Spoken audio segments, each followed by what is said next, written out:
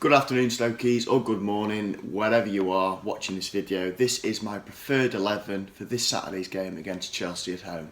So, coming off the back of that really good result against Man City, it's very difficult to really change much. I'm actually going to keep the same formation that Hughes played. I don't know where that 4-4-2 came from Hughes and the management team. He seems that he's been very adamant to keep that 4-5-1 system, whatever we've been playing for the past several months, but from nowhere the 4-4-2 came and it worked amazingly. A lot of fans have been calling for it, myself included, and it's just unusual that it kind of came from nowhere. I'm delighted he's tried it and hopefully he'll stick with it because it clearly worked against Man City, but more specifically it clearly worked against a very good team.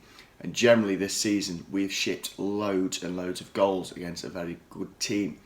I don't need to remind anyone that Chelsea are also in this bracket of a very good team, so for that reason we must keep this 4-4-2. So my first 11 is Grant in net, of course. I heard Butland's getting closer but he's still not ready, so it's obviously going to be Grant. At the back it's going to be Shaw, Cross and Indy. Full-backs of Eric Peters and Phil Bardsley. In the middle it's going to be a flat four, which is great to say for the first time this season. No messing about with weird odd formations. A nice simple flat four in midfield. On either wing I'm going to have Arnie and Sobi. I'm not 100% sure of Arnie's fitness as yet, but hopefully he'll be fit, and if he is, he will start. In the middle, I'm going to go with Joe Allen and Jeff Cameron. Jeff Cameron, since he come back, has been great.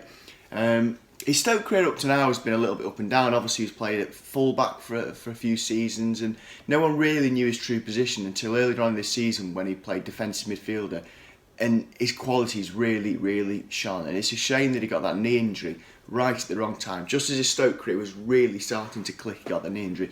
But since he's come back, he's been amazing. He's been a tad rusty on the ball, I suppose, but what he lacked in the last two games, from a footballing sense, he more than made up for with his athleticism, his mobility, the way he got about the pitch covered. He's been really great. He's just what we've been missing all season, and it's so great to finally have him back. Then up front, I'm going to go with Berahino. I thought he played well against Man City. He looked a lot sharper, and I feel like he is getting there slowly. I will play Crouch instead of Walters up front. I thought Walters played okay against Man City. He didn't do anything wrong, but I am so keen to see Berahino and Crouch up front. I think it's got so much potential, and I think Crouch was unfairly dropped.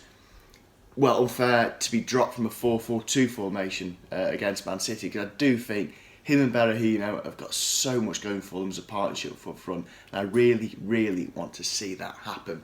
So to recap, Grant in net. At the back we've got Shaw, Cross and Indy. Full-backs of Peters and Bardsley. In the middle, Sobi and Arnie on the wings. Like I say, fingers crossed that Arnie's fit. In the middle of midfield, Cameron and Joe Allen. Then up front, Berahino and Peter Crouch. So there's my first 11. Let me know if you think that's spot on. Let me know if you change it to something else. Who would you bring in?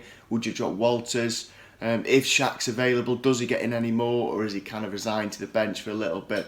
Let us know what you reckon, and we'll see you at the Bet365 for a home game against Chelsea, which is going to be really difficult. I'd snap your hand off for a point now. Who knows, the Man City game has given me a lot more hope against these better sides, but more specifically the 4-4-2 has given me that real hope.